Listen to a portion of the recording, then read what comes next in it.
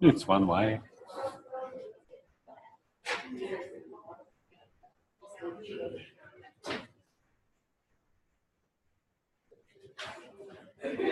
Ah, here come some people. Oh, how nice. Now you keep chewing, don't let me stop you. Yes, miss.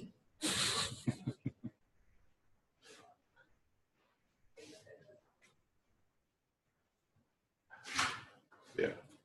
Better watch out, tomorrow I'll start good morning class.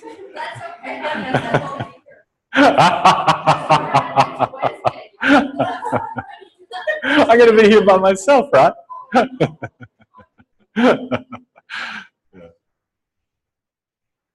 Come on up to sitting.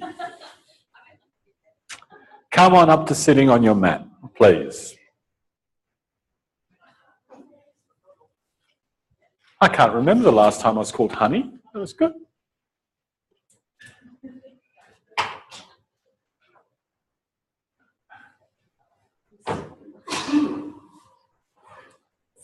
Sit with your legs folded. Sit with your legs bent. Now, for some of you, this is already a challenge because maybe knee injuries or wherever. So, if this is a challenge to sit there with your legs bent, create a condition where you can at least participate in the lesson.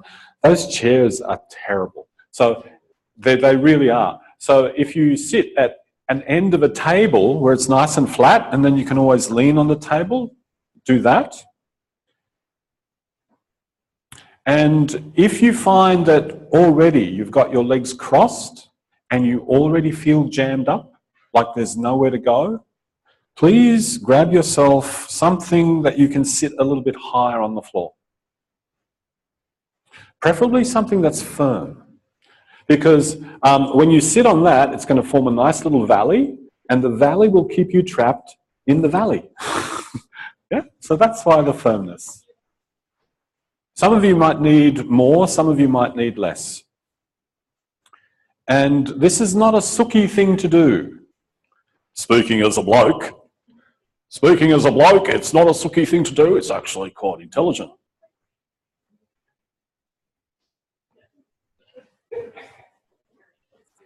So remember the first step in the line of progress, from the impossible to the possible? If you're sitting in there and you're going, oh God, how am I going to move from here? You've got to go from the impossible to the possible. So you create a scenario that allows that. Now, if you sit at the ends of the table, that's where they're most secure. Yeah? You'll get the most solidity. Yeah. You can turn them any way you like. That was just me being my Zen kind of alignment thing. All right.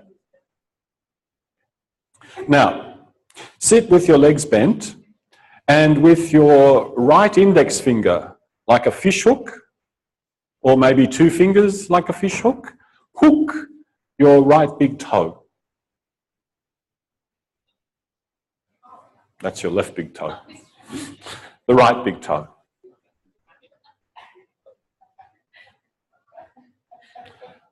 Oh, good, we're getting silly. All right. Now, if you're going to make the conditions where it's easy to hook the toes, how are you going to fold your legs so that the right big toe is easily accessible? So, start from the simple and gradually make it complex. Yeah? Nice one. I'd like to see that. Good. And now, with your right toe hooked, now, those of you who are at the table and you can't bend your knees very much, please vividly use your imaginations. Pretend that you have hugely long fingers and that you've hooked your toe, because that way you can keep your legs at a length that's easy for you, right? So just imagine hooking the toe from the outside like so, and then you can do what we do, and you can just pretend. And if you pretend, and you pretend really well, you'll get the same benefit out of the lesson as everybody else does. Okay. So with that right toe hooked, lift, or let me say it how I mean it, not as a movement instruction. Explore the idea of lifting your foot from the floor. Can you use the other hand as well? Didn't say you couldn't. Okay, first constraint, stay sitting. Stay sitting. Lift and lower your foot from the floor.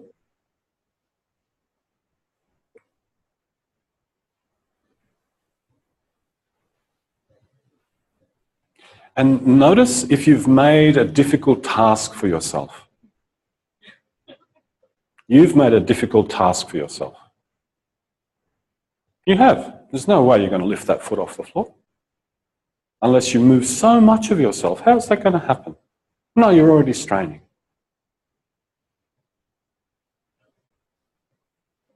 Yeah. Yep, that's it. That's the extent. Now where?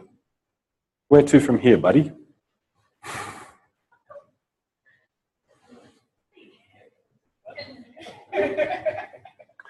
Yeah? Great, now that's a different position. Okay, now put the foot back down on the floor. Okay, you want to play complicated? Good, no problem. You play complicated, see how long you go. It's your business. So lift the foot from the floor, keep it lifted, and now move it left and right.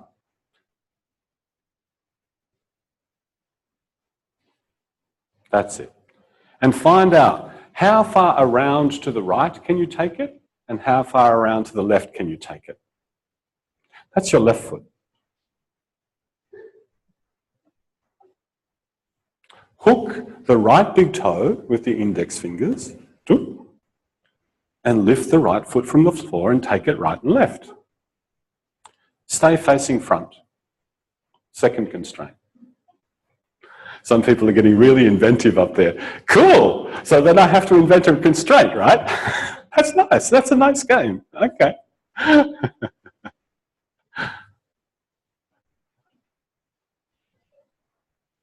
So as I said, in all of our lives, we can do things in certain ways that make it so complex that it's like, oh my God, this is a chore. And if anything's a chore, unless you've got a particular bent, we don't do it because we see it as a chore, so we don't do it. So from this initial place, how can you make this very, very simple so that it doesn't feel like a chore? It'll continue to feel like a chore if you sit like that. You figure it out. Thank you. That's already different. You better go sit in a chair or... Yeah. Okay, so if you've got a plate in your ankle, the game you'll have to play is to translate every instruction that I say, which is all going to be on the right, to the left. Okay? Great. So now you can play.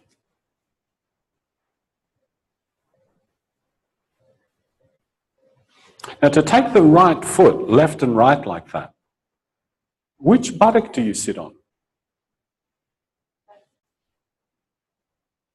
Is it always the left? Find out. So explore. As you move the foot to the left, which buttock do you sit on mostly? As you move the foot to the right, which buttock do you sit on mostly?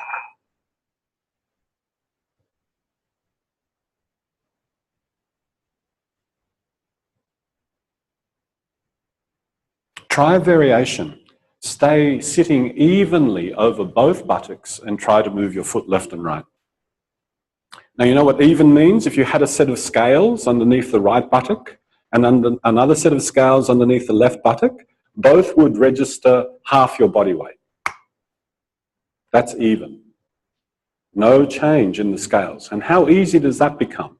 If you don't allow the pelvis to shift weight. Oh, some of you think you're not shifting weight. And this is where you have to be very, very attentive between I think I'm doing one thing, but what is actually happening? Do I feel a change in pressure? If you're sitting at the tables, you just imagine you've lifted the foot and you're trying to move the leg left and right. Or left and right, whatever. Now, free yourself from that variation. Try another variation. Try to move the foot left and right, always leaning on your left buttock.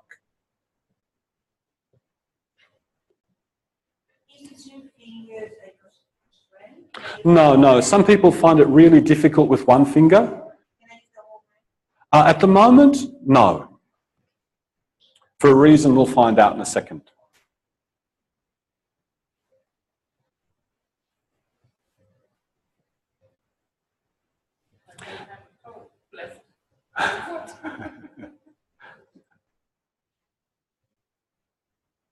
Good. No one said you can't lean on your hand. Yeah, good. Nice. Easier to breathe when you lean on your hand? Yeah, easier to breathe when you lean on your hand? Is it easier to breathe? Yeah, good. Good choice. Now, continue, but please always keep your weight over onto the right buttock and notice the difference. Yeah. So you just were on the left, now you can play on the right. And when you do variations like this, it's to find out, when I do it this way, what's possible? When I do it that way, what's possible? When I do it the third way, what's possible? So really what you're finding out is the range of possibilities that accord with each position. And now return to letting your pelvis move as it needs to move as you take your leg left and right.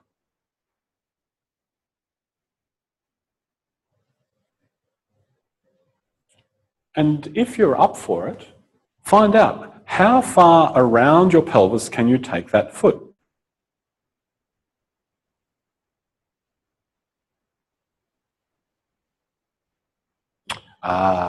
There's always somebody who's ahead of the game. That's nice. Nice.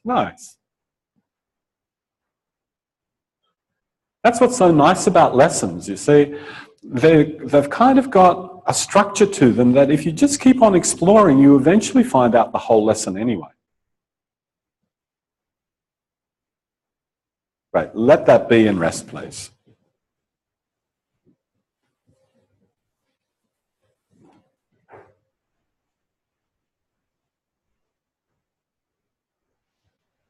So it is very possible that if you don't target your particular audience and everybody comes to class, then you have a bunch of people with all different variety of abilities. And so you have to create an environment where their ability to participate in the class becomes possible. So sitting on a chair and using your imagination, having some things to sit up on for those people that can sit on the floor but they feel a little bit jammed up.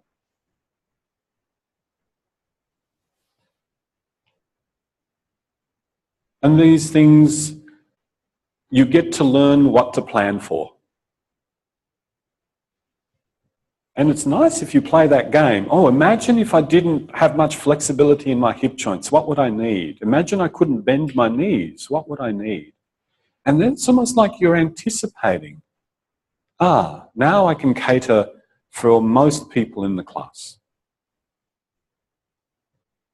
Please, come up to sit again.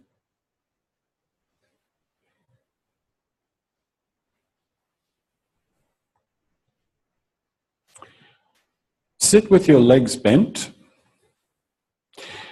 and have the right foot closer to your pelvis and the left foot further away. Now hook the left big toe with the index finger of your left hand. And please explore the same things that we've just explored. So first of all, just explore the intention of lifting the foot from the floor and find out what is the easiest way for you. Let that be your orientation on your compass. Instead of north, you're looking for ease, ease, ease. Or if you like, lightness, lightness, lightness. Orient to lightness. What makes it light to lift that left foot from the floor? And now you already have done extensive explorations on the other side. So to make that foot light, do you lean on the left buttock? Do you lean on the right buttock? Or is it right in the center? Which is it? Which kind of buttock leaning, what a funny way to talk, which kind of buttock leaning lends itself to lifting the foot lightly? You try to say it. Which type of buttock leaning?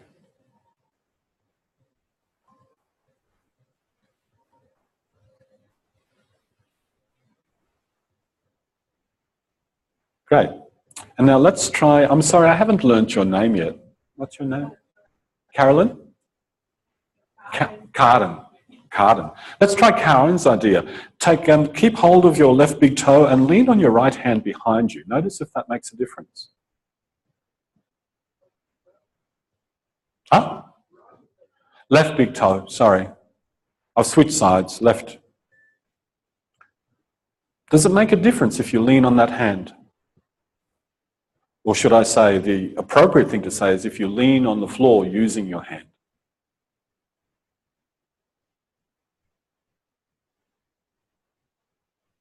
Yeah, look at you. I guess it does.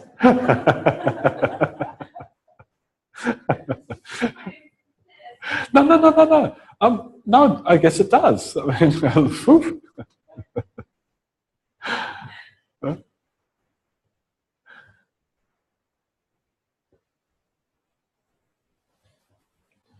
so sometimes it's interesting to try to experiment with making it more difficult. So what would you do to make it more difficult? In other words, feel heavier to yourself.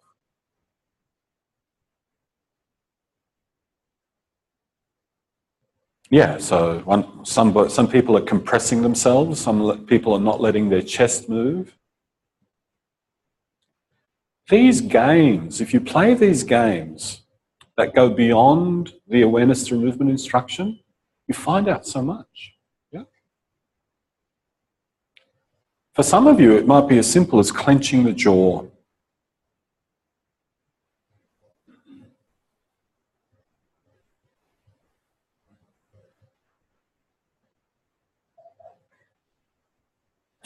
And then there is a very, very subtle distinction that Feldenkrais talks a lot about.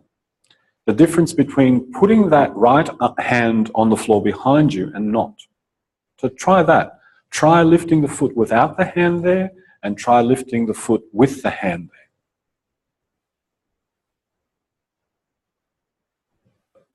Pay attention to what happens with your breathing, what happens with the freedom in your trunk when you do it one way and the other.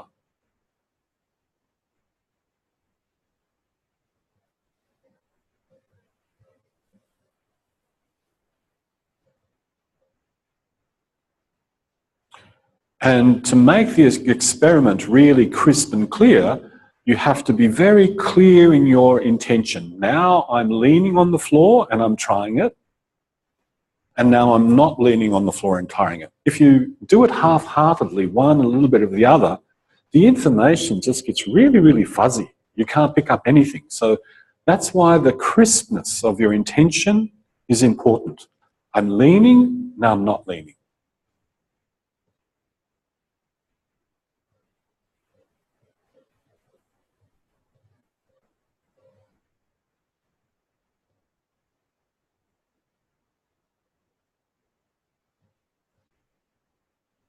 Great, let that be and rest, please.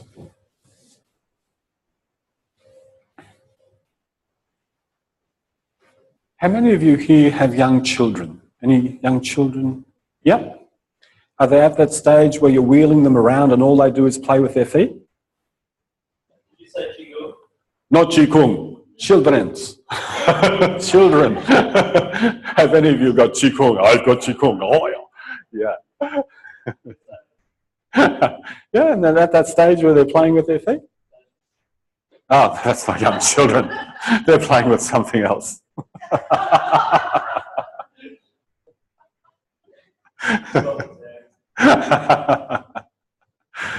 Yeah.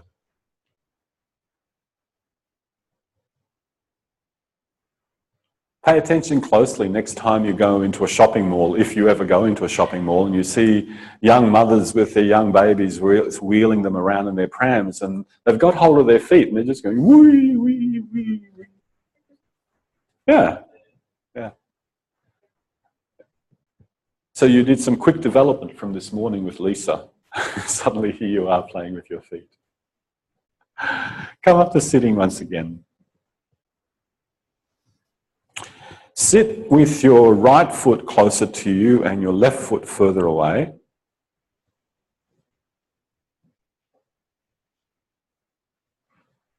And hook your right big toe with your right index finger. And lift the toe away from the floor and put it back down again.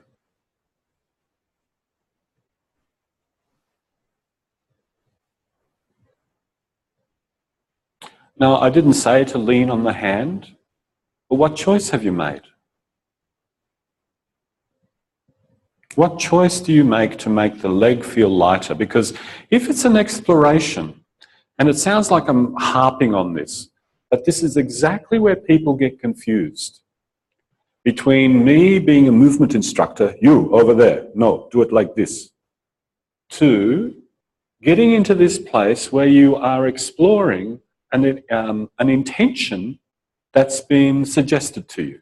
The intention is the intentional movement of lifting your foot from the floor. And those of you who come from an arts background, you know what an improvisation is, yes? So the improvisational structure is stay sitting on your pelvis, find ways to lift the foot from the floor and make it feel light. But most people don't come from that background, so what can you say to them? Play, explore, experiment, research. Oh, already research, wow. Muck around.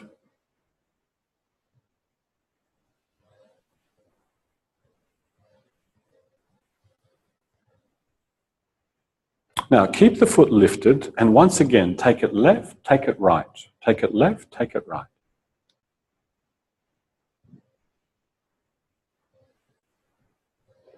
And notice if you go around to the left, how that right hand has to come off the floor. If you're leaning on it, yeah. So there's a moment that the hand has to come off the floor when you take the foot around to the left, yeah. And then when you take it around to the right, you lean on the hand again.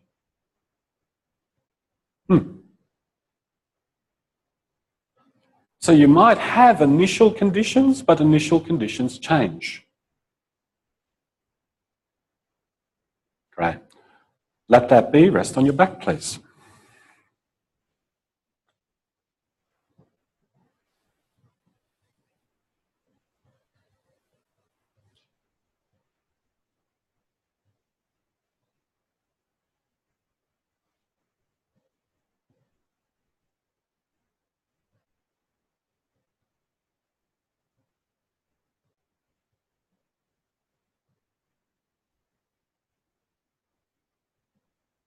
Rest on your back. Bend both of your legs. Stand your feet on the floor.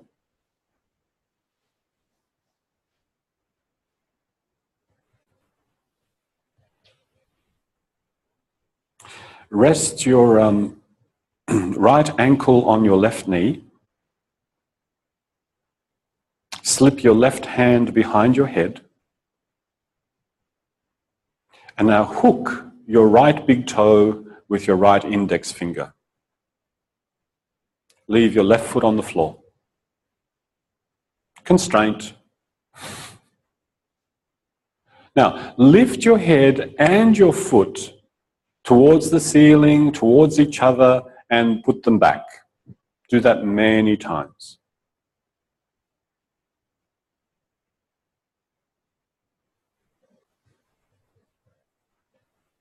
Leave your left foot on the floor. Because for some of you, leaving your left foot on the floor, you can use it. So your left foot on the floor doesn't have to be just passively there. You could use it.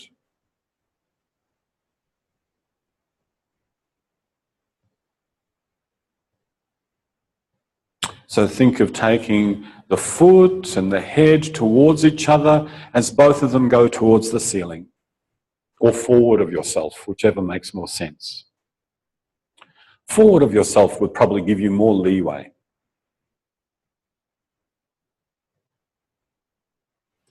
And find out. Those people that are on the table, please feel free to let go of the big toe and just imagine you have very long index fingers. Yes?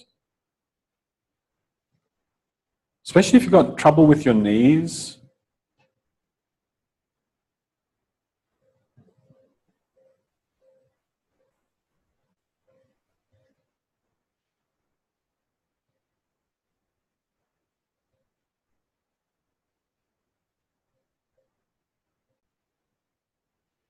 Great. Please stop. Rest a little bit.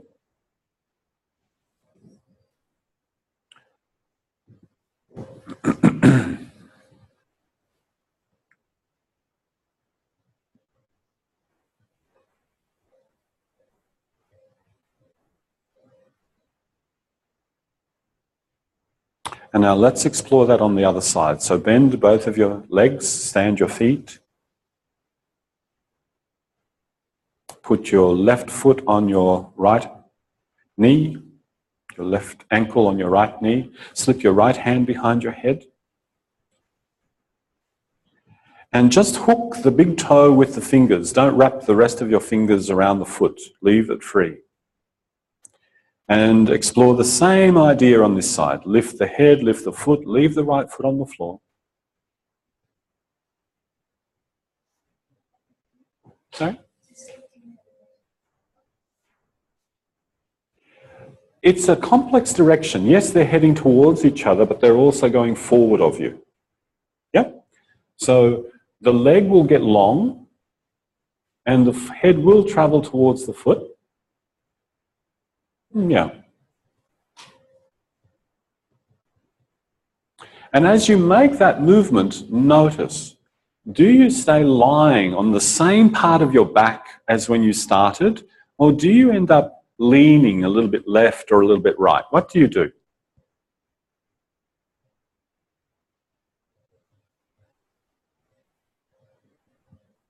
Now, some of you are taking your head towards your thigh. It's the foot. Haha. I want to suck that toe. Where is that toe? Ah, different. And the foot goes forward, forward. Yeah, forward. No, that's headward. Forward.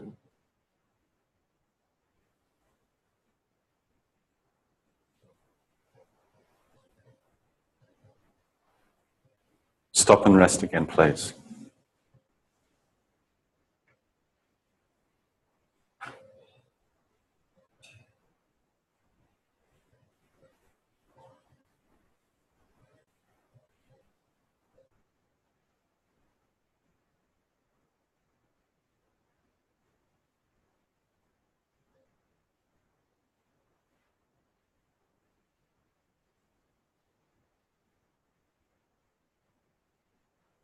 Bend both of your legs once more.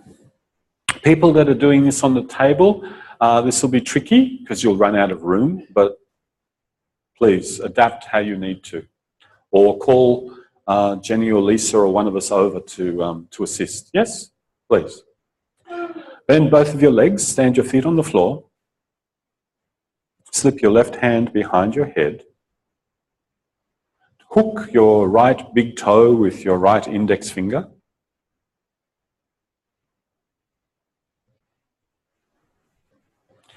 And now this is where we sort out the messy people from the neat people.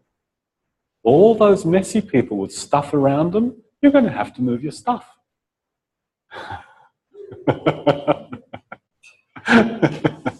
Because if you've got something to your right, you're going to bump into it. Now you know why not to have much stuff around you.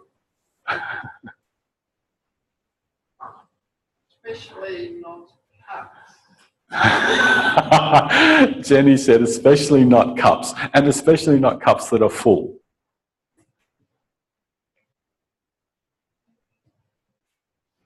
All right, so start to lift your foot and your head towards the ceiling. And of course, as you do that, your head and your foot will come closer together, but please do not force yourself. You have a direction and you have your sensibilities. Stay aware. Know which direction you're traveling in, towards the ceiling, forwards of yourself, and then come back. And use your awareness to stay in that zone that you would call a play zone, an explore zone, but definitely not I am working out zone. Yep. Do we have an agreement? Or silence? Yes, good. No. Oh, all right. Then you are your own responsibility. Now, slowly, do not do this all at once. As you start to take your leg and your foot towards the ceiling, roll a little bit to your right.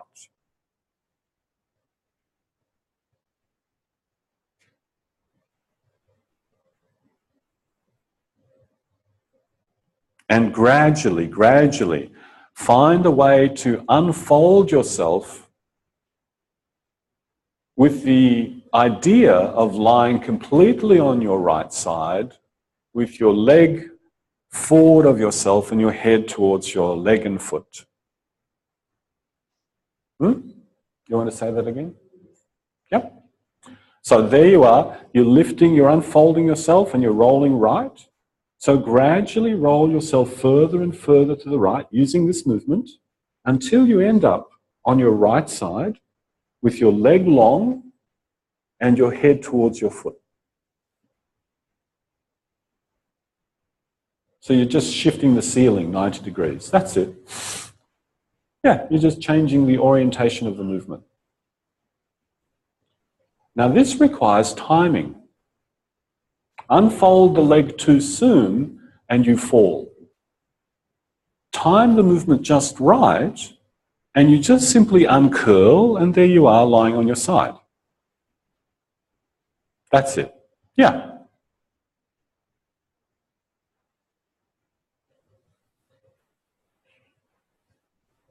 Now for some of you, you'll be just able to leave your left leg behind you, standing on the floor, or at least some part of the foot still in contact with the floor behind you. For some of you, that'll be entirely possible.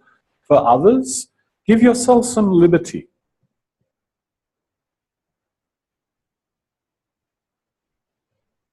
Now, the next time that you're on your side, stay there and just fold your leg in and pull your head back and then fold it out and take the head forward, but lying on your side. Just stay lying on your side.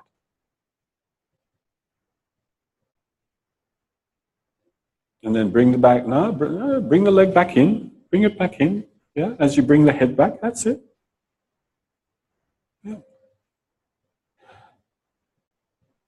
And notice, when you don't have gravity working against you directly, when you're lying on your side like this, is it easier for some of you to unfold your leg? Was that a laugh?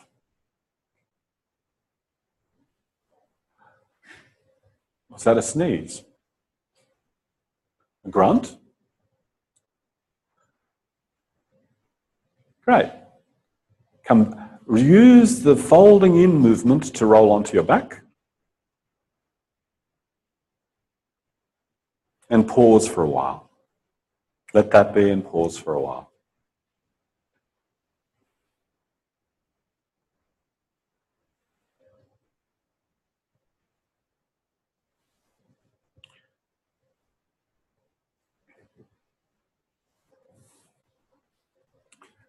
So as well as doing martial arts, I ended up training in dance, and I knew of a lot of dancers that could do this movement. Wow. If you asked them to stick their big toe in their ear, they could stick their big toe in their ear, right? Almost like no bones inside. I'm not asking you to do that. I'm asking you to find a way to proportionally distribute the movement through yourself so that you can achieve your intention with the greatest amount of ease and without destroying any joints. Yeah, there's a balance. Achieving your intention in such a way that it feels easy, light. The intention is completely achieved, but you've proportionally distributed it through yourself in such a way that no joint in your body is compromised. That the movement is not coming just from one place. That's like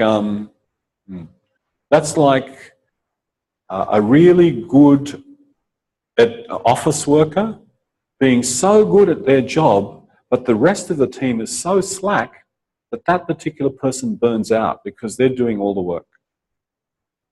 Don't make that the scenario inside your own body. Distribute the work. Bend both of your legs, stand your feet on the floor. Hook, place your left hand behind your head. Hook your right big toe with your right index finger. And now gradually, slowly, just like you did going to the right, explore going to the left. This is gradually, slowly. My God. You know a snail? You ever watched a snail going across a footpath? How long does it take? That's slow. You ever seen a rabbit run across a field? That's fast. Go slowly.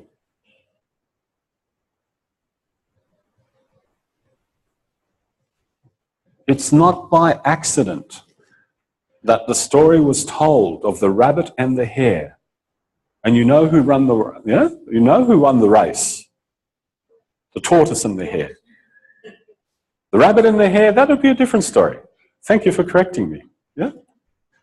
You know who won the race? Yeah. Keep exploring that. And it is about finding the right proportions and the timing. Unfold yourself too fast and you fall because suddenly there's a lot of weight out in front of you. Unfold yourself just with the right timing and it's just like this really lazy roll.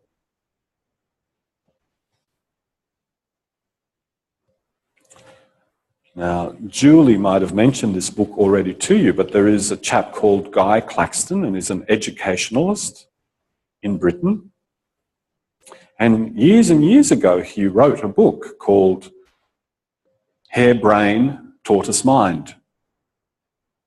And in that book, he extols the virtues of a different style of learning. Not a style of learning that is associated with quickly accumulating information and that favours those people that are quick at analysis, but a kind of learning that's far slower and more embodied, more reflective.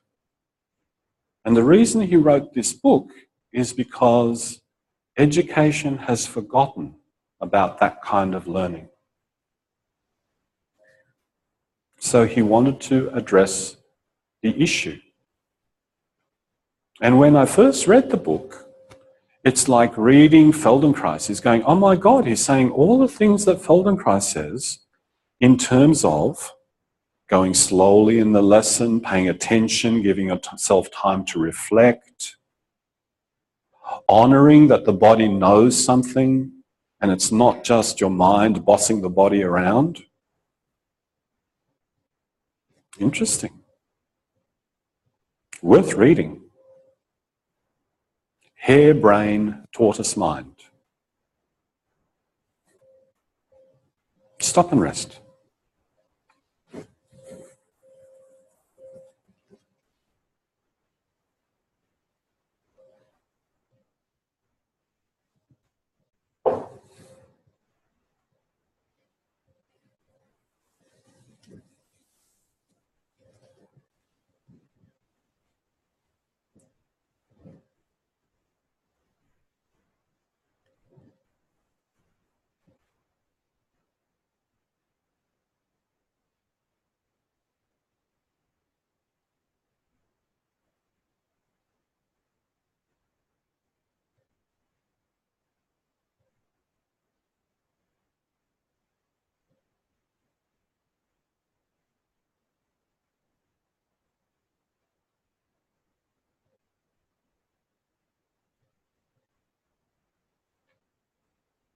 Come up to sitting.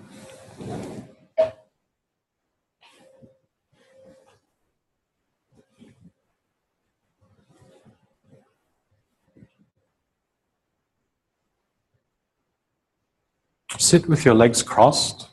Hook your right big toe with your right index finger.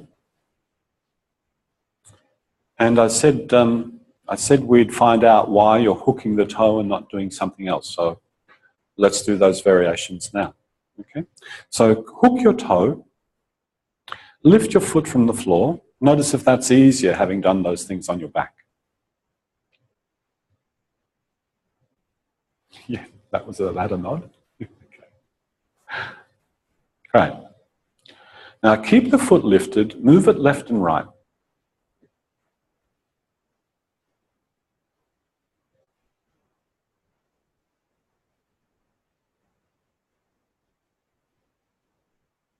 Good. Put the foot down, and now, instead of hooking the toe with the index finger, could you take the outside edge of the foot over the top of the foot, so you're holding the outside edge with the thumb and the fingers grouped together like a monkey? Good. Now lift the foot, take it left and right. And notice, does that feel different when you hold the foot like that? Is one direction easier than the other? Now notice you're not flipping your leg inside and outside anymore. No. You could, but it requires something else, yes? Yeah. Now put the foot down, and now instead of holding the foot from over the top, turn the hand and take the foot so that the palm is to the sole. So that's the second way of holding. Now lift the foot and take it left and right and feel what that's like. Notice now one direction has become really easy and the other direction, Sorry, I'm influencing your experiment. Naughty. One should get this result. Now go back to hooking the toe. And when you hook the toe and take it left and right, notice what is different. What does this allow you to do where holding the foot one way and holding it the other didn't?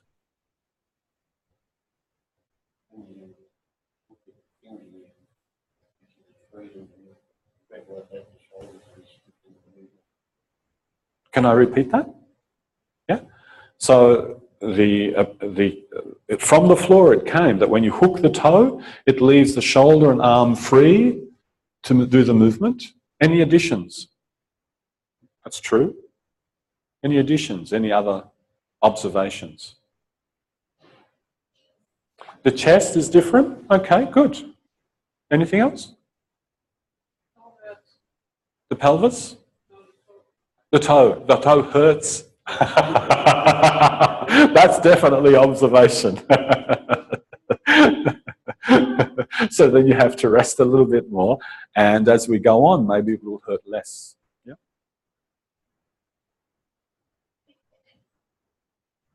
Yeah. Yeah, the availability of the ankle is different. Yes. So remember, rest a little bit. So remember when I said about proportions and what can move? So when you hooked your toe like this, there's more available to move in different directions. So that's why he chooses this. Later on, as you develop in your skill, then he gets you to hook the foot like this and hook it like that, because now you have more facility through other parts of yourself. Yeah? And that's how the lesson progresses.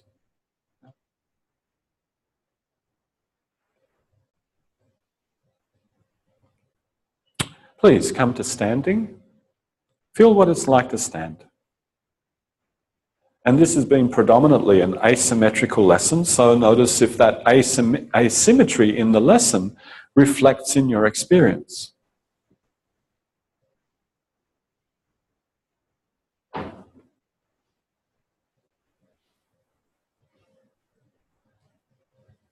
Even if you've just been doing it minimally, is there something that appears that wasn't there before? And hopefully it's not extra knee pain or big toe pain or discomfort. All right, walk a little bit. Feel what it's like to walk. Such a human activity, right? Such a human thing to do. And remember what I said earlier today? When you walk, don't walk with the... Oh, I think I might have said that in that post in the small groups.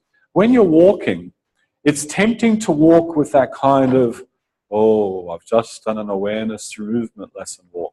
No, no, no, just walk. Walk in a rhythm that you recognize and then sense, is there something different in that regular way of walking? That's what you want to know. Because there is something different if you're walking down the street and the arms aren't swinging and it's almost like homolateral and you're doing this. This is geeky. Okay. Did you say icky or Geeky.